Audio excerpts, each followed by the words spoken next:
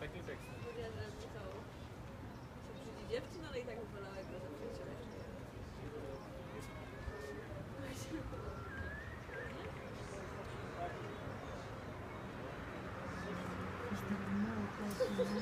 Nie tak. Nie jestem, że się brzydzi. Właśnie ja chciałem sobie tak znaleźć to życie.